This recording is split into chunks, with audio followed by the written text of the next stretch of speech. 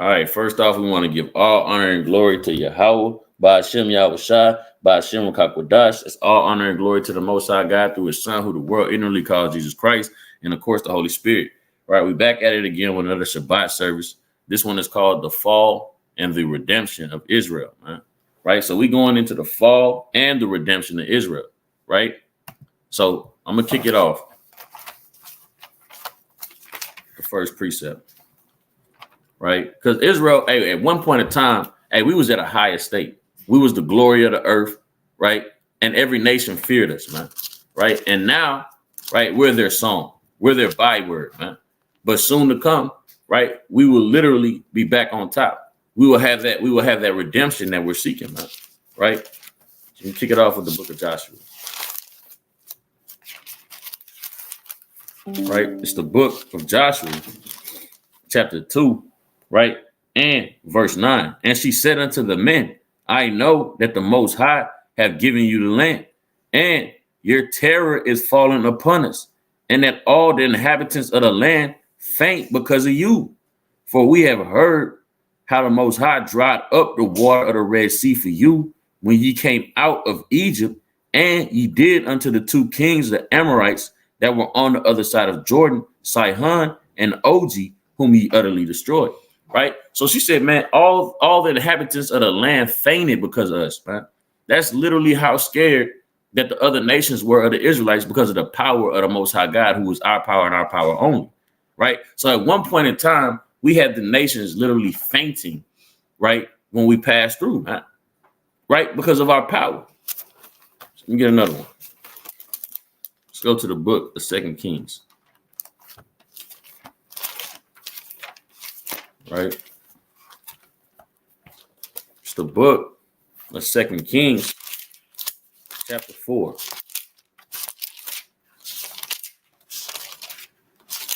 Right? It's the book of 2 Kings, chapter 4. I feel like it's 1 Kings. It's the book of 1 Kings, chapter 4. It's the book of 1 Kings, chapter 4, and verse 20. Judah and Israel were many, as the sand which is by the sea in multitude, eating and drinking and making merry.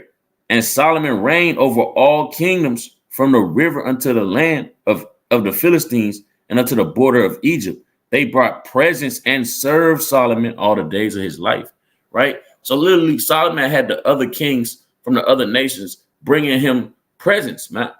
Right? That's how glorious we were at one time, man. Our king had other kings bringing them presents, man. And all these other nations were serving them. Right? And I'm going to jump down to verse 25. And Judah and Israel dwelt safely, every man under his vine and every fig tree from Dan to Beersheba, all the days of Solomon. Right? So all the days of Solomon, literally, hey, we dwelt safely. Right? People were literally fearing us, and they loved our wisdom, and we was dwelling safely. All these things were happening while we were literally serving the Most High God the way we're supposed to. Right? Let me go to this real quick, and I'm gonna pass it. It's the book of Deuteronomy, classic, chapter 28 and verse 1.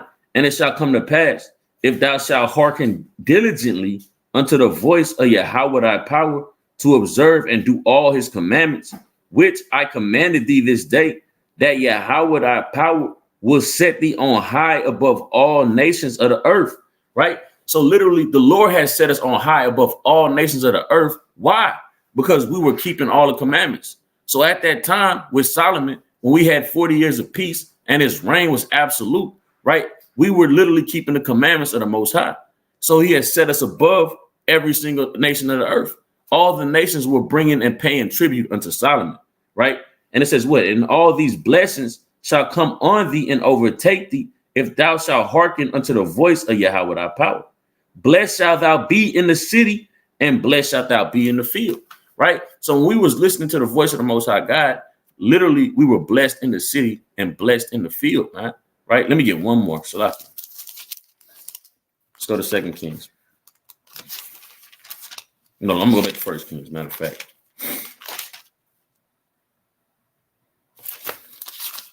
Right?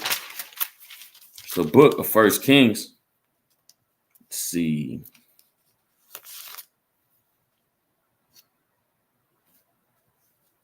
Chapter 2, I believe I want. right? Chapter 3.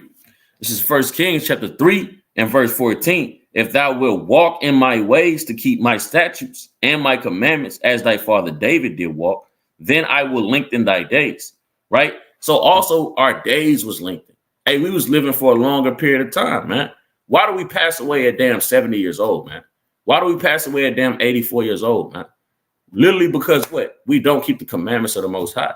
So we die at younger ages, man.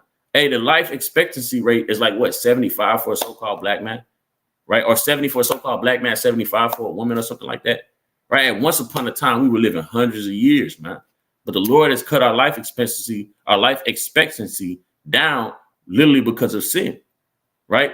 So, but the point of the matter was at one point in time, not only were we reigning, not only did we have the nation scared and paying us tribute, but we also were living a longer lifespan, man. Hey, stress kills you, man. Hey, we had a lot less stress back then, right? But with that, I'm going to pass it to the next brother.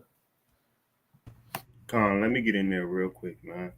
Right? Hey, like back in the day when we were serving the Lord, man, we was on top of everything, man. Right? We had so much things. Right? Let me start off with the book of First Kings. Right? This is the book of First Kings, man. Chapter 10 and verse 14. Right? Let me get there.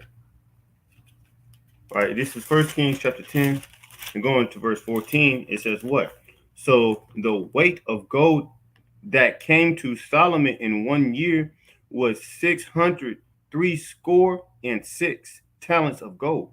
That's 666 talents of gold, man. That came to Solomon every year, man. That came to the nation of Israel. Right, reading on, it says what? Besides that, he had of the merchantmen and of the traffic of the spice merchants, and all the kings of Arabia and all the governors of the country. And he had all the kings of Arabia giving him spices, man. Let's see what else he had, right? And King Solomon made 200 targets of beaten gold. 600 shekels of gold went to one target. So now he's making targets of pure gold, man. Right? And he says what? And he had 300 shields of beaten gold.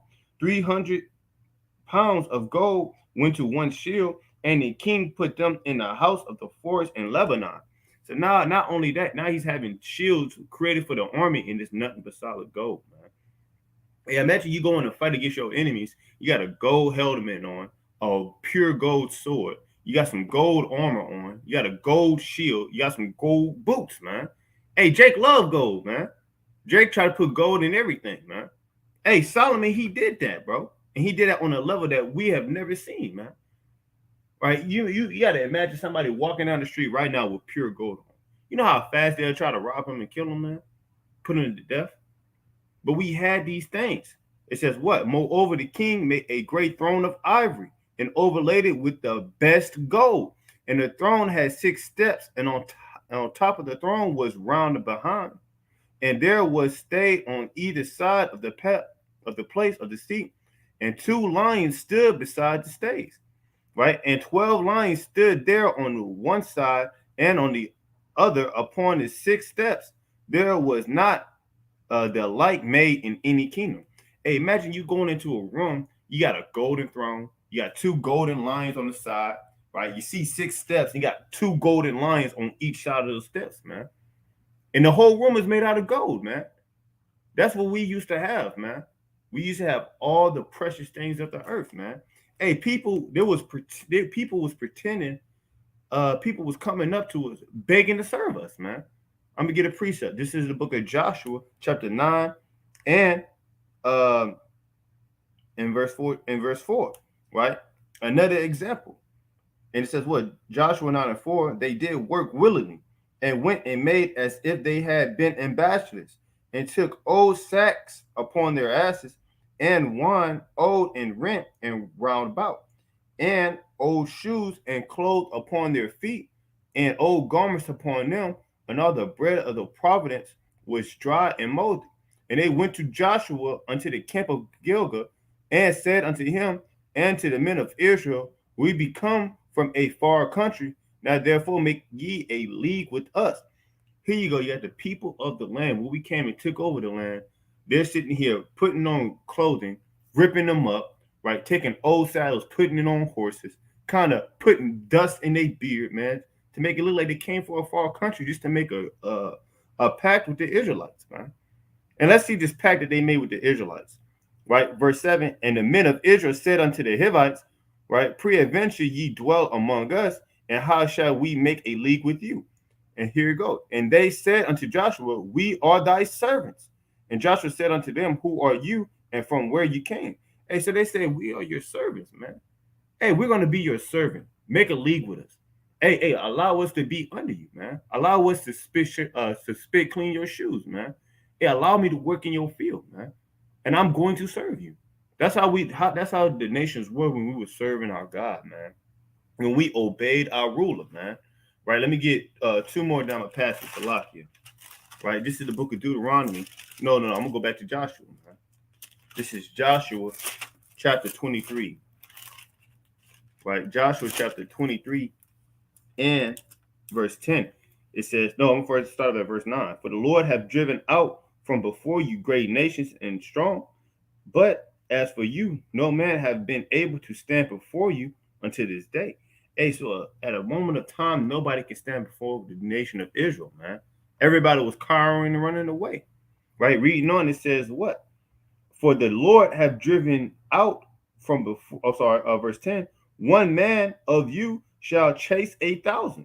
For the Lord your God, he it is that frighteneth for you, as he had promised you. Hey, so one man was able to chase away 1,000 people, man. And the scriptures also say two men shall chase 10,000, man. Hey, so we should make if we had a righteous man, we was obeying the Most High God like we was righteous as a nation, and you can kind of walk up in Houston and everybody in Houston will run away, man. Kind of flee from you, right? But we ain't doing that now, man. Right? And this is my precept, my second precept I wanted to get right here, man. Right? We used to rule everything, man. We used to be on top, man. We was kings walking the earth. People used to faint when they see us, man. But now what? Let's see what the Lord got to say real quick. Right? This is Lamentations, man. Chapter 2 and verse 1. How hath the Lord covered the daughter of Zion with a cloud in his anger, and cast down from heaven upon the earth the beauty of Israel, and remember not his footstool in the day of his anger. Hey, so we was on top, but what? Now you look at us today, now we just so-called niggas, man. Hey, now we fools. Hey, some of our people, they're coons, man. Right? So we went from being on top to now being at the very bottom, man. Having the Lord anger upon us, and the Lord not remember us no more, man. We're no longer beauty and as beautiful as we used to be, man. All because we went against the Most High God. But okay, I'm gonna pass to the next brother.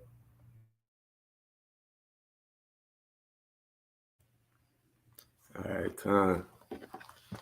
I'm gonna jump into what both of you brothers were saying. Go to the classic first to show what the Lord told us. So this Deuteronomy 7:6 says, "For thou art an holy people unto the Lord thy God. The Lord thy God hath chosen thee to be a special people unto himself above all people that are upon the face of the earth." And I mean, we know, of course, through the blessings and the curses in 28 that, we will be set up on high above all people only if we hearken. We got to hearken to the Lord. So I'm going to jump down to verse 11. Thou shalt therefore keep the commandments and the statutes and the judgments which I command thee this day to do them. Wherefore it shall come to pass, if ye hearken to these judgments and keep and do them, that the Lord thy God shall keep unto thee the covenant and mercy which he sware unto thy fathers, and he will love thee and bless thee and multiply thee. He will also bless the fruit of thy womb and the fruit of thy land, thy corn and thy wine and thine oil, the increase of thy kind and the flocks of thy sheep, in the land which he sware unto thy fathers to give thee. Thou shalt be blessed above all people. There shall not be male or female barren among you or among your cattle. So I mean, of course, that's going into that Deuteronomy 28:1 that Gabar had brought out. But I also want to get another point on King Solomon. I mean, we all know that he was the wisest, the richest, Uh, history like to paint that Mansa Musa was, but no, it was King Solomon. That says the Bible. But all right, let me grab this. This is First Kings 10. I'm gonna start from the top. And it says, and when the Queen of Sheba heard the fame of Solomon concerning the name of the Lord, she came to prove him with hard questions.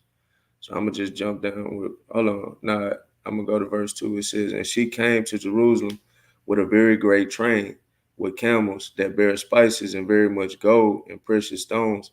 And when she was come to Solomon, she communed with him of all that was in her heart. And Solomon told her all her questions. There was not anything hid from the king which he told her not. And when the queen of Sheba had seen all Solomon's wisdom and the house that he had built, and the meat of his table, and the sitting of his servants, and the attendance of his ministers, and their apparel, and his cupbearers, and his ascent, by which he went up into the house of the Lord, there was no more spirit in her. So apparently, based off what I just previously brought out, they're set in their, prosperity. You know what I'm saying? Israel is flourishing at this time. Like they got everything that's needed in the kingdom. Let me see. Verse 6, it says, and she said to the king, it was a true report that I heard in mine own land of thy acts and of thy wisdom. Howbeit, I believed not the words until I came and mine eyes had seen it. And behold, the half was not told me. Thy wisdom and prosperity exceedeth the fame which I heard. Happy are thy men, happy are these thy servants, which stand continually before thee, and that hear thy wisdom. So apparently Israel was in great mirth, like we was prospering, we had everything that we needed. Blessed be the Lord thy God, which delighted in thee to set thee on the throne of Israel, because the Lord loved Israel forever. Therefore made he the king to do judgment and justice. It's a little bit more on that. It says, and she gave the king 120 talents of gold and of spices, very great store, and precious stones. There came no more such abundance of spices of these, which the queen of Sheba gave to King Solomon. And the navy also of Haram that brought gold from Ophir, brought in from Ophir great plenty of almug trees and precious stones. So, I mean, it was to add to the point, there was people coming from all angles, you know what I'm saying? Because Solomon was set in great esteem, had wisdom, and ultimately through David, the Lord granted Israel peace, you know what I'm saying? Throughout all Solomon's reign, his 40 years of reign. But with that, I'll pass it.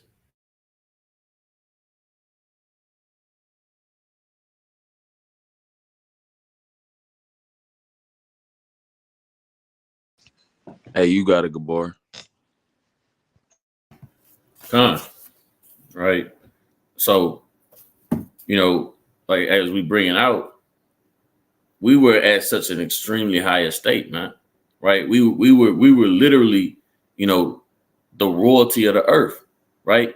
And everybody was literally following us. Everybody wanted to know what we had going on, right? Everybody wanted to know what was going on with Israel. Everybody wanted to follow Israel. Just like the brother brought out in the book of Joshua, literally, they came just to be the servants of Israel. They lied to be the servants of Israel, man. This is the highest theme the Lord had us set at. And we had the mightiest men as well, right? This is the book of 2 Samuel chapter 21 and verse number 15. Moreover, the Philistines had yet war again with Israel, and David went down with his servants with him and fought against the Philistines, and David waxed faint. And Ishbob-Namam was one of the sons of the giant, the weight of whose spear weighed 300 shekels of brass, and weight being girded with a new sword, though thought to have slain David. But Abishai, the son of Zeri, secured him and smote the Philistine and killed him. Then the men of David sware unto him, saying, thou shalt go no more out with us to battle, that thou quench not the light of Israel, right? So literally, our men were literally slaying giants. I'm going to read on. And it says what? And it came to pass after this that there was again a battle with the Philistines in Gob, and Sabbath, the Hushitites, slew Saph, which was of the sons of the giant. And there was again a battle of Gob with the Philistines, where Elanam, the son of Jagarim, the Belamite, slew the brother of Goliath, the Gittite, the staff of whose spear was like a weaver's beam. And there was yet a battle in Gath, where was a man of great stature that had on every hand 6 fingers, and on every foot 6 toes, 24 in number. And he was also born to the giant. And when he defied Israel, Jonathan, the son of Shammai, the brother of David, slew him. These 4 were born to the giant in Gath, and fell by the hand of David and by the hand of his servants, man.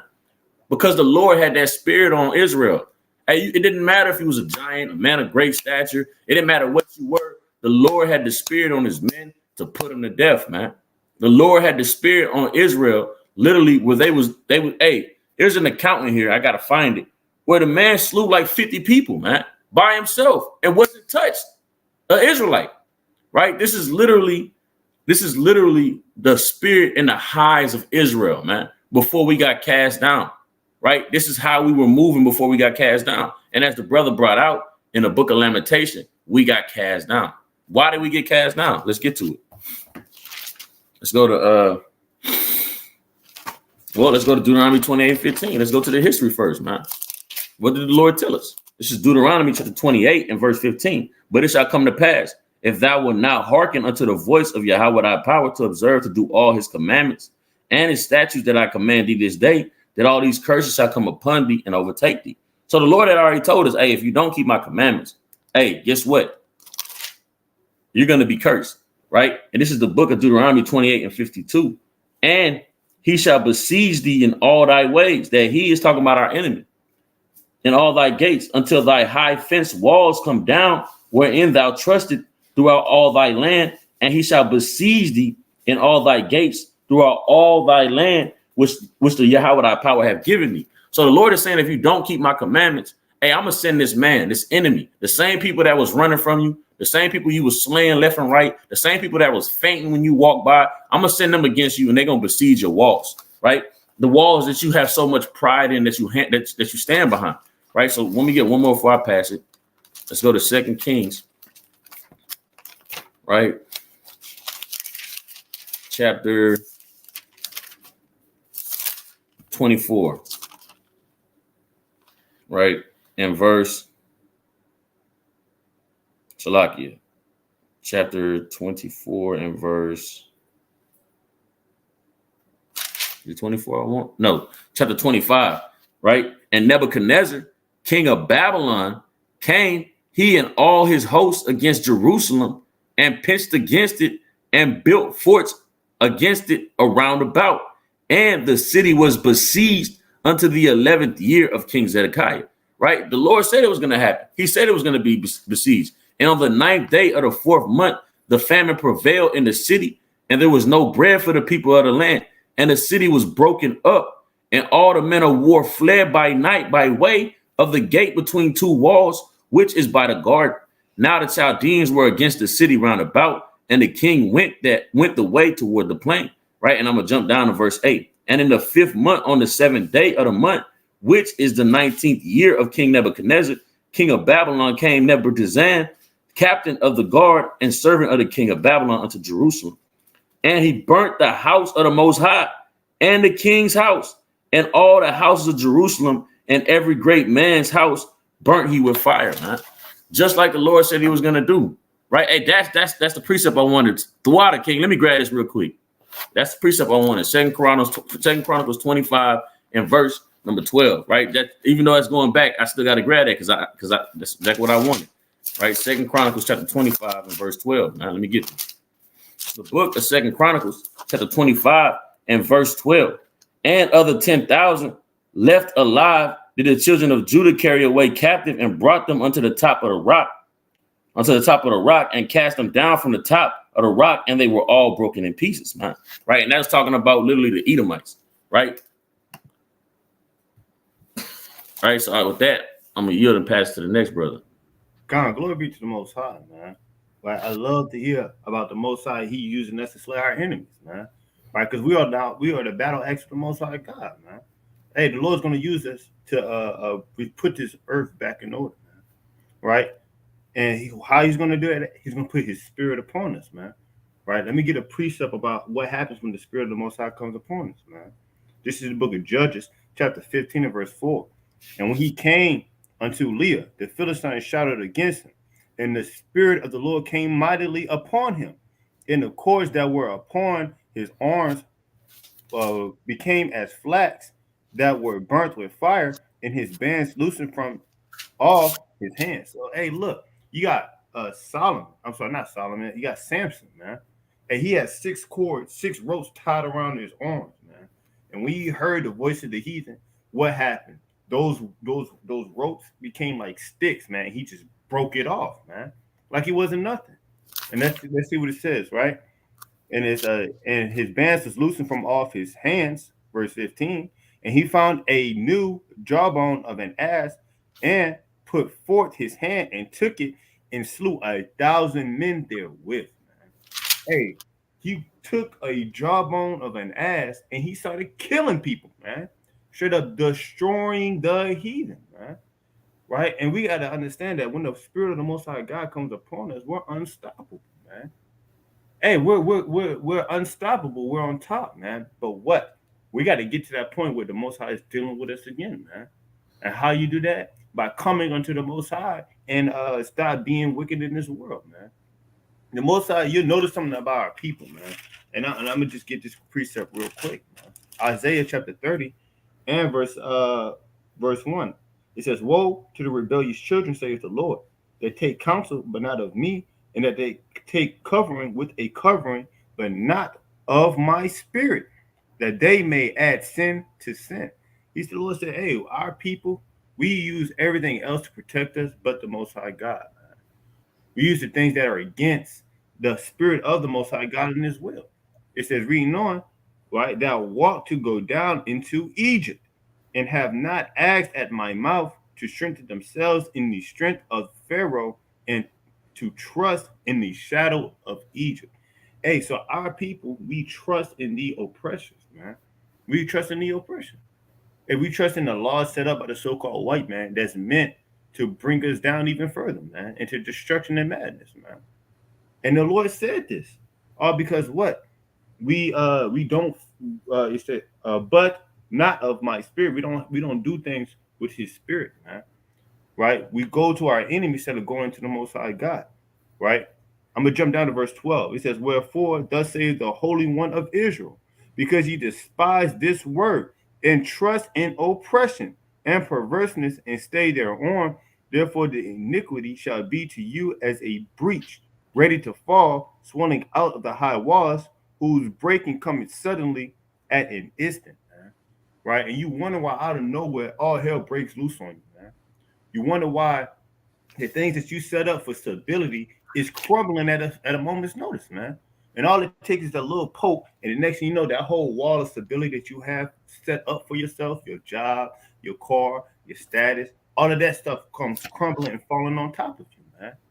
That's all because what? You're not moving with the Spirit of the Heavenly Father, man. Right? But with that, I'm gonna pass it to the next king.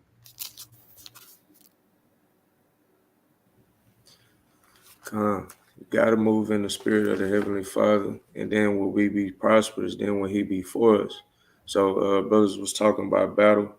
I'm gonna go to Deuteronomy 20 from the top, and it says, "When thou goest out to battle against thine enemies, and seest horses and chariots, and a people more than thou, be not afraid of them. For the Lord thy God is with thee, which brought thee out of the land of Egypt. And it shall be, when ye are come nigh unto battle, that the priest shall approach and speak unto the people, and shall say unto them, Hear, O Israel, ye approach this day unto battle against your enemies. Let not your hearts faint, fear not, and do not tremble, neither be ye terrified because of them. For the Lord your God is He that goeth with you to fight for you against your enemies to save you." And of course, we'll have to be on one accord with the Lord for him to fight for us. You know what I'm saying? There are many accounts of other brothers, wanting a name or not calling on the Lord, first and foremost, and then going out to battle and we getting, slew.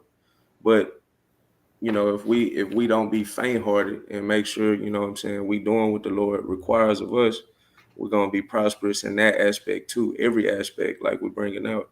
But I'm going to jump off in the Apocrypha. This is First Maccabees 3 from the top. It says, then his son Judas, called Maccabeus, rose up in his stead, and all his brethren helped him, and so did all they that held with his father. And they fought with cheerfulness the battle of Israel. So he gat his people great honor, and put on a breastplate as a giant, and girt his warlike harness about him. And he made battles, protecting the host with his sword. In his axe he was like a lion, and like a lion's whelp roaring for his prey. For he pursued the wicked, and sought them out, and burnt up those that vexed his people. Wherefore the wicked shrunk for fear of him, and all the workers of iniquity were troubled, because salvation prospered in his hand, because the Lord was on our side. Verse 7, he grieved also many kings. Like this brother was like David.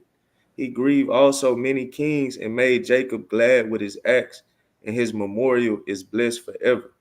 Moreover, he went through the cities of Judah, destroying the ungodly out of them, and turning away wrath from Israel. He turned away wrath from Israel. He made sure that we was moving in accordance with the Lord.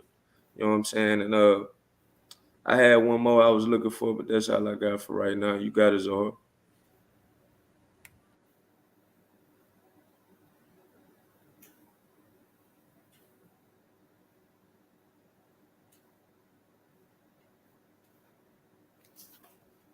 Maybe that brother stepped away, right? Let me get in there, right? So we're going into, where we were and where the Most High brought us down to through our sin, right? So we was mighty, even in the Maccabees precept the brother brought out. Hey, we was in captivity, right? We was literally in captivity. Hey, we was being brought low, and it took literally the Matthias and his sons to come together, right, and say, hey, now we're gonna keep the laws of the Most High, so he can return that power unto us. Let me get a classic precept real quick, right? Go to Isaiah 59. Right, it's the book of Isaiah, chapter 59 and verse 1. Behold, Yahweh's hand is not shortened that it cannot save, neither his ear heavy that it cannot hear. But your iniquities have separated between you and your God, and your sins have hid his face from you that he will not hear. Right? So literally, when we in iniquity, the Lord is not dealing with us. The Lord is not giving us any strength. He's not giving us any power. He's not giving us any royalty. Right? We're disconnected from our power source. Right? So when in the precept the brother brought out in Maccabees, it took Matthias and his sons to gather all the Israelites together that wanted to keep the commandments, wanted to serve the Most High God, right, and to even kill off their own people that was wicked, right, and then the Lord returned that power unto them, right. Let me get this in Judith. It's the book of Judith, chapter 11, right, and verse number 10, and it says, therefore, O Lord and governor, reject not his word, but lay it up in thine heart, for it is true. For our nation shall not be punished, neither can the sword prevail against them, except they sin against their God. So nothing, the sword can't prevail against us unless we sin against our power. Right? And what happened? Let's go to 1 Kings. Right? Because now we're gonna get into us being brought low, man. Right? 2 Kings. Right? Let's go to 2 Kings, where I want to go.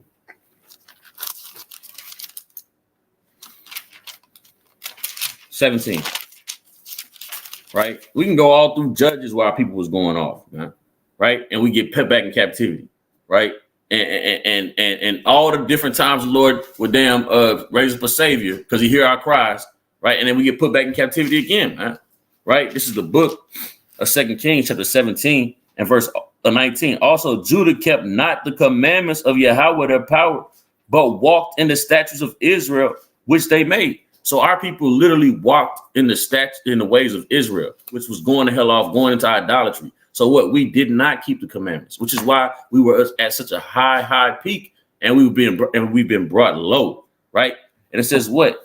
And the Most High rejected all the seed of Israel and afflicted them and delivered them into the hands of the spoilers until he had cast them out of his sight. For he rent Israel from the house of David, and they made Jeroboam the son of Nebat king. And Jeroboam drave Israel from following the Most High and made them to sin a great sin. For the children of Israel walked in all the sins of Jeroboam, which he did. They departed not from them until Yahweh removed Israel out of his sight, as he had said by all his servants, the prophets. So was Israel carried away out of their own land into Assyria unto this day. So literally, that's what happened. Hey, we went into the ways of the heathen. We went into idolatry. We went into spiritual fornication. We was moving in all kind of wickedness. So the Lord brought us low. And what we doing now is literally trying to teach our people that the ways we've been brought up in, the understanding we've been brought up in, are the ways that literally got us brought low. They are the contrary ways to the Most High God. So we have to correct these ways so we can get to the redemption. So now we're going through the fall of Israel, and now we're gonna get to the redemption. Right. So let me get one more. Right. Let me get two more real quick. Let's get Jeremiah. Right. Let's get Jeremiah, because that's talking about Israel. But what happened to Judah, man? Right. This is the book of Jeremiah, right? Let's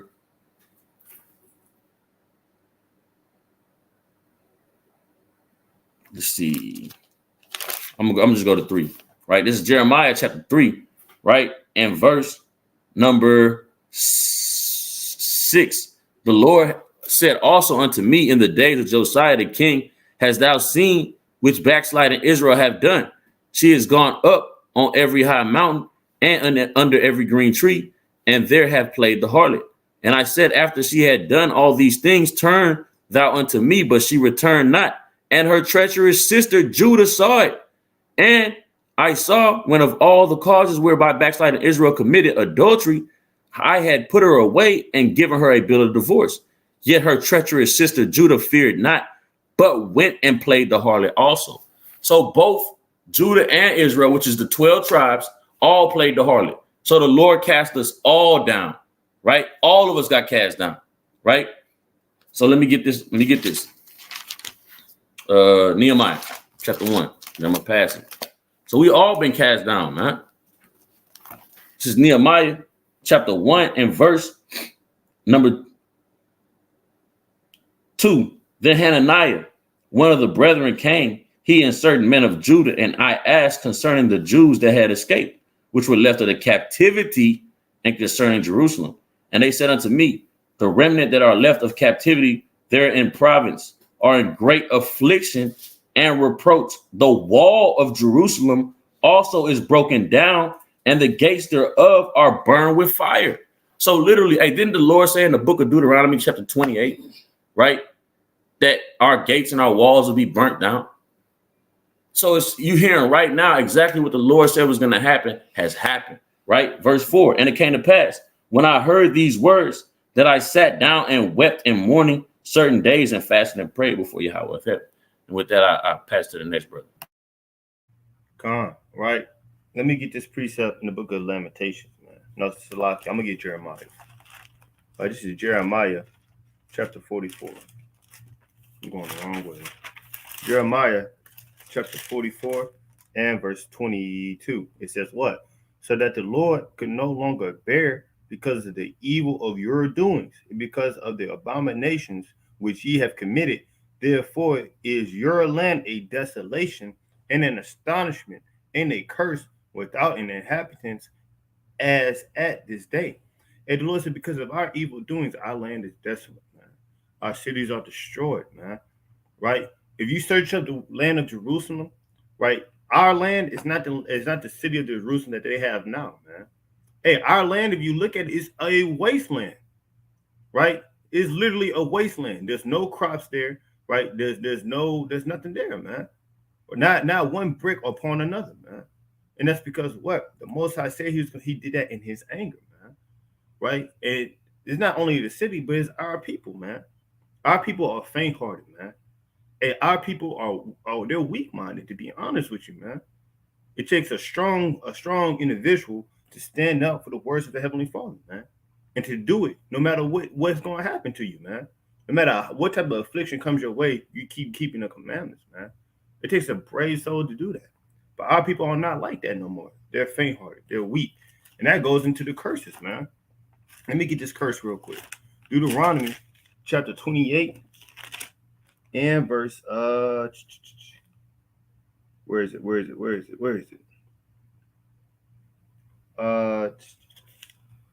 Salaki, give me a second.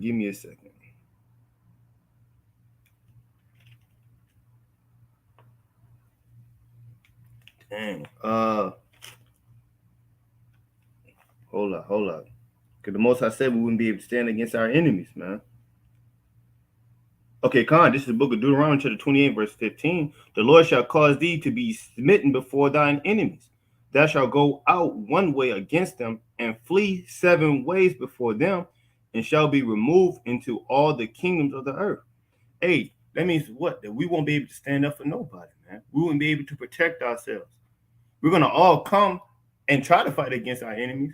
But as soon as that first arrow gets tossed, what? We split up 7 different ways, man.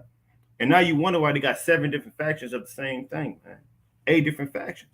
It's because the Most High put a curse upon us to be spread apart, man. Right? The Most High, right now, we're trying to come back together. But back then, the Lord didn't want us together, man. The Lord just wanted to be, the Lord wanted to go through our affliction, man. Hey, deal with our punishment, man. Right? A lot of our people, like Nat Turner, he wanted us to stay in the punishment, man. But the Lord said no. Like the Lord said he would be the one to redeem us out of this, man. Right? It says what? Now, that was Jeremiah. Hold up. Okay, yeah, Khan. So now let me get this precept in the book of Lamentations. Lamentations chapter 1 and verse 1. How did the city sit desolate that was full of people? How she become as a widow? She that was great among the nations and princess, and princess among the prophetesses, how would she become tributary? Hey, our city, we was at the top. Now what? We're nothing but tributaries, man. Stuck have to pay taxes, man. And we get the highest taxes, man. Right? We get the highest taxes, we get the highest fines, right? We get the highest jail sentences, all because what? We went against the Lord our God, man. It says what? She weepeth sore in the night, and her tears are on her cheeks. Among all her lovers, she have none to comfort her. And what is that talking about? Hey, in our land, there's not one Israelite there to take care of it, man. There's not one Israelite there to maintain it, man. To build the city back up, man. Hey, let me get this precept real quick, right? Real quick.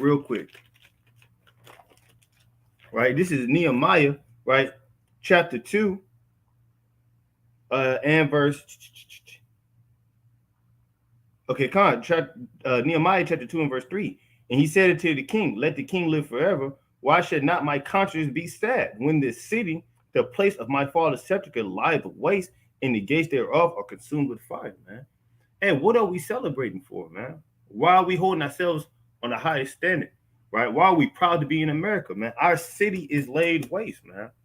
The place where our fathers are buried are gone and desolate, man. Right? You got tumbleweed going throughout our land, man. Hey, the heathens, they can walk throughout our land and just do whatever they want to it, man. The sacred places of the Most High God is gone, right? And that's because what? We went against the Heavenly Father. But let me finish this verse and I'm going to pass it to the next verse. It says what? All her friends have dealt treacherously with her. And that's talking about the nations, right? They are become her enemies. Hey, so they used to be servants unto us, man. They used to want to serve us, right? They used to want to take our kids and protect them, right? They used to want to be in our fields and pick out our fruits, man. It says what? Now they become our enemies, man.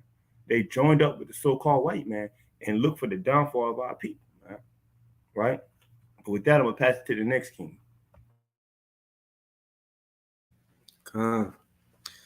The brother brought up Judges, so I'm gonna jump down to Judges. It's Judges 2:11. And the children of Israel did evil in the sight of the Lord and served Balaam. And they forsook the Lord God of their fathers, which brought them out of the land of Egypt, and followed other gods of the gods of the people that were round about them, and bowed themselves unto them, and provoked the Lord to anger. And they forsook the Lord and served Baal and Ashtoreth. And the anger of the Lord was hot against Israel, and he delivered them into the hands of spoilers that spoiled them, and he sold them into the hands of their enemies round about, so that they could not any longer stand before their enemies.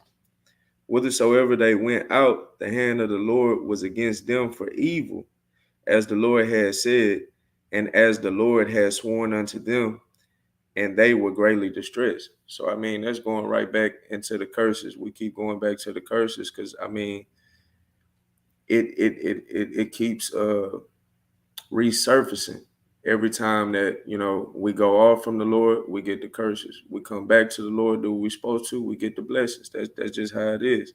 So now it's going into where He raised up judges. Verse 16. Nevertheless, the Lord raised up judges which delivered them out of the hand of those that spoiled them.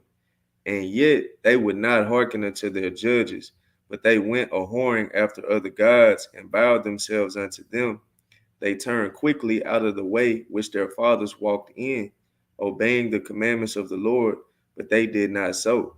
And when the Lord raised them up judges, then the Lord was with the judge and delivered them out of the hand of their enemies all the days of the judge.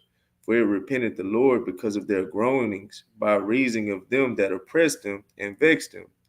And it came to pass, when the judge was dead, that they returned and corrupted themselves more than their fathers, in following other gods to serve them and to bow down unto them. They ceased not from their own doings, nor from their stubborn way. And the anger of the Lord was hot against Israel, and he said, because that his people have transgressed my covenant, which I commanded their fathers, and have not hearkened unto my voice, I also would not henceforth drive out any from before them of the nations which Joshua left when he died. So like I said, you see it teeter-tottering, like I just said. When the judge was set up, they doing well in the sight of the judge. The judge dies, they doing what they want to do, they set on low all over again. It just keeps going back and forth. So let me I hate to harp on the milk, but let me go back to the Deuteronomy 28 and touch on one the brothers didn't bring out. We already know what will happen if we listen. It says what, verse 7. The Lord shall cause thine enemies that rise up against thee to be smitten before thy face. They shall come out against thee one way and flee before thee 7 ways. Jump down to 9. The Lord shall establish thee an holy people unto himself, as he has sworn unto thee, if thou shalt keep the commandments of the Lord thy God to walk in his ways. But what's the flip side? The flip side, the brother brought out 25, which goes right with that. But let me jump to 50. So it says, a nation of fierce countenance, which shall not regard the person of the old, nor show favor to the young. I'll start at 49. The Lord shall bring a nation against thee from far, from the end of the earth, as swift as the eagle flieth, a nation whose tongue thou shalt not understand, a nation of fierce countenance, which shall not regard the person of the old, nor show favor to the young. And he shall eat the fruit of thy cattle and the fruit of thy land until thou be destroyed, which also shall not leave thee either corn, wine, or oil, or the increase of thy kine or flocks of thy sheep until he have destroyed thee. And he shall besiege thee in all thy gates until thy high and fenced walls come down, wherein thou trustedest throughout all the land. And he shall besiege thee in all thy gates through all thy land, which the Lord thy God hath given thee. So, I mean, let me jump to Jeremiah. Let me see. So I'm going to go to Jeremiah, for sake of time, because it was more I wanted to read on Jeremiah. I just jumped to 14 because I wanted to get something out of chapter 13, but just go to 14. So it says, the word of the Lord came to Jeremiah concerning the dearth. Now, I mean, what's dearth? That's like a scarcity. It's a scarcity, deficiency, all that in the land. It's dearth in our cities or whatnot. It says June mourneth, and the gates thereof languisheth. They are black unto the ground, and the cry of Jerusalem is going up, because we're in a lower state at this point in time. You know what I'm saying? Our city was destroyed. It was in the dirt. We had scarcity, and why? Because of course we didn't hearken unto the Lord our God. We was going in all our own wicked ways rather than submitting unto Him and doing what was necessary. But you got it, Kabar. Con, right? So we going into the fall, man. It's the book of Lamentations, chapter 2, right? In verse number 4. He had bent his bow like an enemy, talking about the Most High. He stood with his right hand as an adversary, and he slew all that were pleasant to the eye in the tabernacle of the daughter of Zion. He poured out his fury like fire. The Most High was an enemy. He has swallowed up Israel. He has swallowed up all her places. He have destroyed his strongholds. He have increased the daughter of Judah mourning and lamentation. And he have violently taken away his tabernacle as if it were of a garden. He have destroyed his places of assembly. The Lord have caused the solemn feast and the Sabbath to be forgotten in Zion, and have despised the indignation of his anger, the king and the priest. Right? The Lord has literally cast out everything that was royal about Zion. Right? It was a royal thing to keep the Sabbath day. It was a royal thing to keep the assemblies and the feast days, man. Now our people don't even know about it, man. Right? We got to stand on the corners of the street, teach our people who they are, because the Lord took that away from us, right? Then after we teach them who they are, what their customs and heritage is, man, because the Lord took that away from us, man. Now, when you kind of teach people they got to keep the Sabbath day, they don't want to hear it. Why I can't buy? What do you mean I can't buy? What do you mean I got to rest? What do you mean I got to stay in the house on Saturday? That's when I do all my shopping, right? Oh, you mean to tell me when I go out of town, I can't go do things when I'm out of town because it's the Sabbath? Yeah, man. It's the Lord. The Lord didn't say because you're on vacation, you kind of go buy stuff at the mall on the Sabbath day, man. But that's how destroyed we are. That something that was sanctified and holy unto us at one time, we don't even know. We don't even have an understanding for it, man. That's how low we've been brought. That's a strong fall. I guarantee you, whatever the Chinese man is supposed to do on his holy days, whatever you want to call it, I guarantee you he won't do it on that day, man. You won't got to kind of beat him over the head and tell him he's going to be put to death if he don't obey the commandment. He already understands that. But we've been brought in so low that our own heritage is far-fetched and foreign to us and grievous unto us, man. But the ways of Babylon, hey, they suit us well. We feel good in that way, right? I'm going to jump down to verse 9. And it says, matter of fact, I'm going to go to 8. It says, the Most High hath purposed to destroy the wall of the daughter of Zion.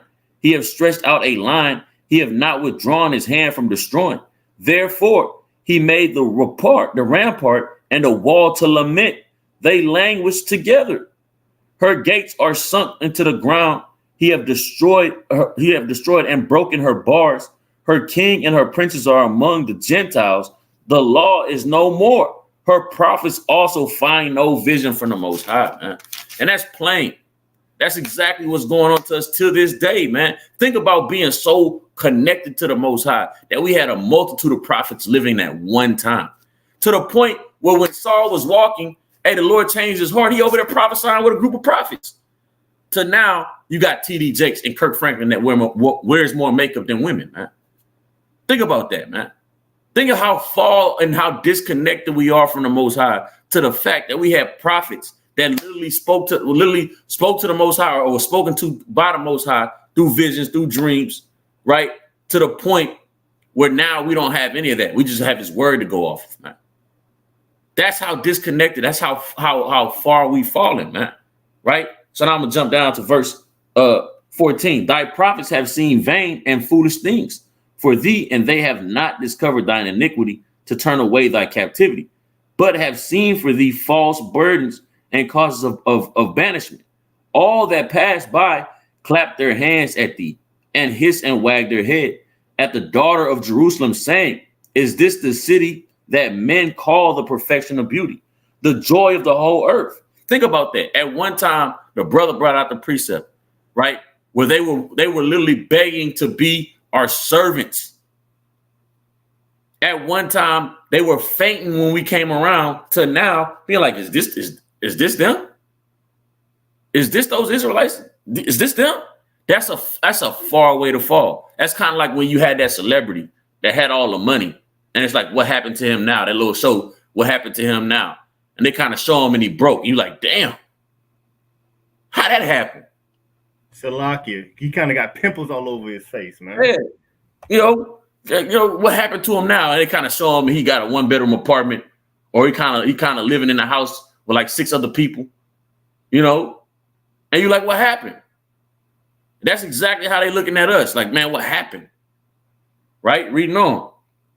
And all thine enemies have opened their mouth against thee. They hiss and gnash their teeth.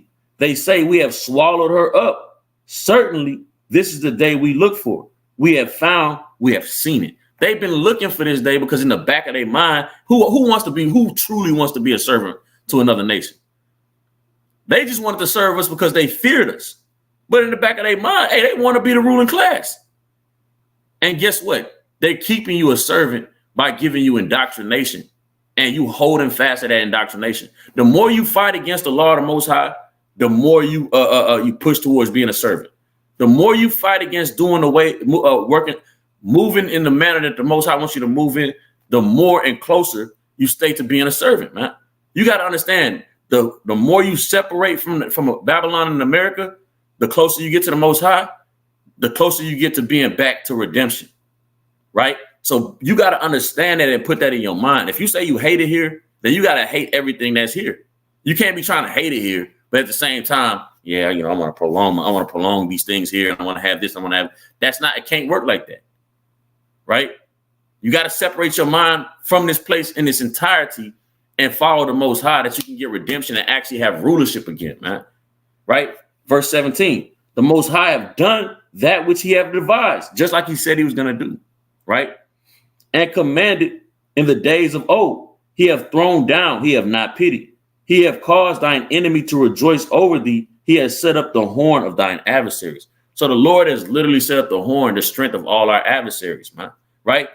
Their heart cried unto the Most High, O wall of the daughter of Zion. Let tears run down like a river day and night. Give thyself no rest. Let not the apple of thine eye cease, right? And I'm going to get one more real quick, and we're going to close out because we got to go to camp.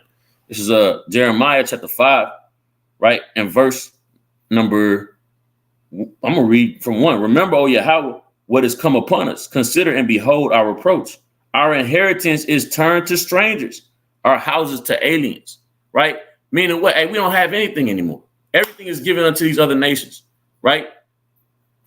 Verse 3, we are orphans and fatherless. Our mothers are as widows. We have drunken our water for money, and our wood is sold unto us.